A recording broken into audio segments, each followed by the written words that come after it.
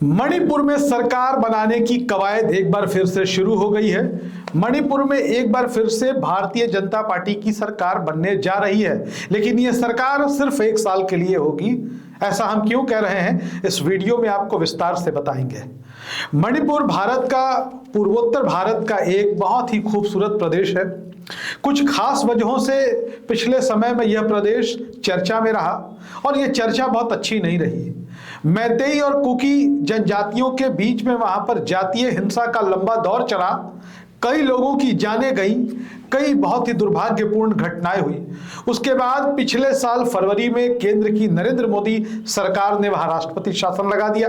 राष्ट्रपति शासन नियमों के अनुसार 6 महीने के लिए लगाया जाता है। फिर अगस्त के महीने में इसे और 6 महीने के लिए बढ़ा दिया गया। अब जबकि यह माना जा रहा है कि मणिपुर का माहौल अब सामान्य है, मणिपुर में फिलहाल तनाव की स्थिति नहीं है, तो ऐसे में एक बार फिर से वहां सरकार बनाने की सुगबुगाहट तेज हो चुकी है। भारतीय जनता पार्टी को स्पष्ट बहुमत मणिपुर की विधानसभा में हासिल है और एनडीए का गठबंधन भी उनके साथ होकर इस बहुमत को और मजबूत आकार दे देता है। भारतीय जनता पार्टी ने अपने वरिष्ठ नेता तरुण चुघ को पर्यवेक्षक बना दिया है। अब वो ऑब्जर्वर के रूप में मणिपुर में विधायक दल के नेता का चुनाव करेंगे, या जो भी फैसला होगा वो जल्द लिया जाएगा और मणिपुर एक बार फिर से लोकतांत्रिक सरकार की प्रक्रिया को देखेगा। लेकिन ये चुनाव सिर्फ 1 साल के लिए क्यों है, बता दें। 2022 में, इसके पहले मणिपुर में विधानसभा के चुनाव हुए थे जिसमें भारतीय जनता पार्टी को बहुमत मिला था। अब 2027 में विधानसभा की अवधि पूरी हो रही है और 2027 में वहां फिर से चुनाव होंगे, तो महज 1 साल का वक्त बचा हुआ है और 1 साल के वक्त के लिए वहां पर सरकार बनाने की प्रक्रिया भारतीय जनता पार्टी ने तेज कर दी है। कांग्रेस के लिए एक बड़ा मौका है मणिपुर में। कैसे, हम आपको विस्तार से इस वीडियो में बताएंगे, आंकड़ों के साथ, तथ्यों के साथ, तर्कों के साथ। आप हमारी बातों को ध्यान से सुनिएगा। पिछले कुछ साल कांग्रेस के लिए बिल्कुल भी अच्छे नहीं रहे। मणिपुर में भी कांग्रेस के लिए अच्छा कुछ नहीं रहा। एक समय में मणिपुर में कांग्रेस की सरकार हुआ करती थी। कांग्रेस ने हैट्रिक लगाई है मणिपुर में। ओक राम इबोवी सिंह वहां के मुख्यमंत्री हुआ करते थे। लगातार 15 साल वहां कांग्रेस की सरकार रही। लेकिन देश में नरेंद्र मोदी के युग की राजनीति शुरू हुई, मोदी का दौर आया, भारतीय जनता पार्टी की पॉलिटिक्स आगे बढ़ने लगी, तो मणिपुर में भी भारतीय जनता पार्टी का विस्तार हुआ और कांग्रेस लगातार सिमटने लगी, सिकुड़ने लगी।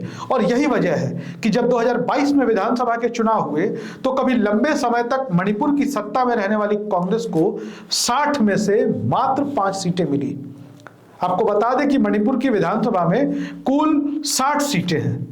वहां पर बहुमत के लिए 31 विधायकों की जरूरत होती है और भारतीय जनता पार्टी के पास वहां 37 विधायक हैं। गठबंधन के साथ ले ले तो उनके पास 39 विधायक हो जाते हैं और बहुत आसानी से वो सरकार वहां चला रहे हैं।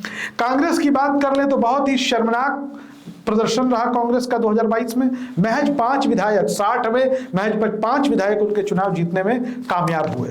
लेकिन कहते हैं ना कि वक्त हमेशा एक जैसा नहीं रहता, दौर हमेशा एक नहीं रहता। समय बदला। 2024 में लोकसभा चुनाव का ऐलान हुआ और लोकसभा चुनाव के अंदर बता दें आपको कि मणिपुर में लोकसभा की 2 सीटें हैं, इनर मणिपुर, आउटर मणिपुर। और आपको बता दें कि दोनों सीटें कांग्रेस ने जीत ली। पहले ये सीटें बीजेपी और एनडीए गठबंधन के खाते में थी, लेकिन कांग्रेस ने लोकसभा के चुनाव में शानदार, जानदार, जबरदस्त प्रदर्शन किया और इस सीट को अपने नाम कर लिया। सबसे पहले आपको बात कर ले इनर मणिपुर की, तो इनर मणिपुर की सीट पर कांग्रेस 1 लाख से ज्यादा वोटों से चुनाव जीती और एंगोमचा बिमोल एकोईजाम ये कांग्रेस के उम्मीदवार थे। इनको 3,74,017 वोट मिले। भारतीय जनता पार्टी की तरफ से टी बसंत कुमार सिंह कैंडिडेट थे, उनको 2,64,216 वोट मिले और इस तरीके से 1,09,801 वोटों से कांग्रेस की जीत हुई इनर मणिपुर लोकसभा सीट पर। दूसरे सीट पे आ जाते हैं आउटर मणिपुर। आउटर मणिपुर में भारतीय जनता पार्टी का गठबंधन चुनाव लड़ रहा था। एनपीएफ के उम्मीदवार काचुई टिमोथी जिमिक चुनाव लड़ रहे थे और कांग्रेस की तरफ से अल्फ्रेड कंगम ऑर्थर मैदान में थे। अब आपको हम बता दें कि कांग्रेस को आउटर मणिपुर में 3,84,954 वोट मिले और भारतीय जनता पार्टी के गठबंधन एनपीएफ के उम्मीदवार जिमिक को 2,99,536 वोट मिले। 85,418 वोट से यहां कांग्रेस जीती। और अगर हम पूरा ओवरऑल बात करें तो कांग्रेस को यहां पर लगभग 49% वोट हासिल हुए। 49% वोट लोकसभा के चुनाव में। कांग्रेस बिना किसी गठबंधन के यहां चुनाव लड़ रही थी।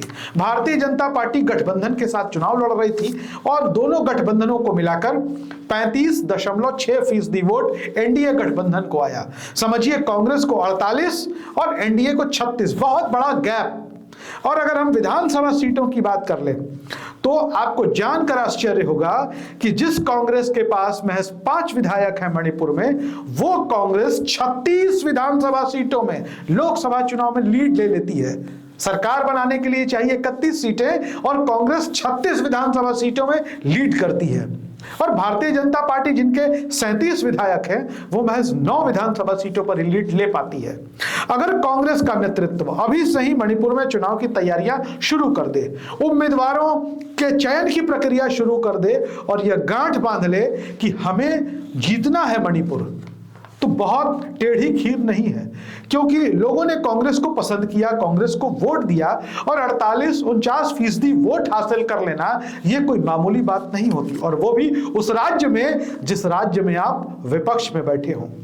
तो कांग्रेस के लिए संभावनाएं हैं। और भारतीय जनता पार्टी 1 साल के लिए जिस तरीके से अपनी सरकार बनाने जा रही है, सरकार का गठन करने जा रही है, पहले से भारतीय जनता पार्टी घिरी हुई है।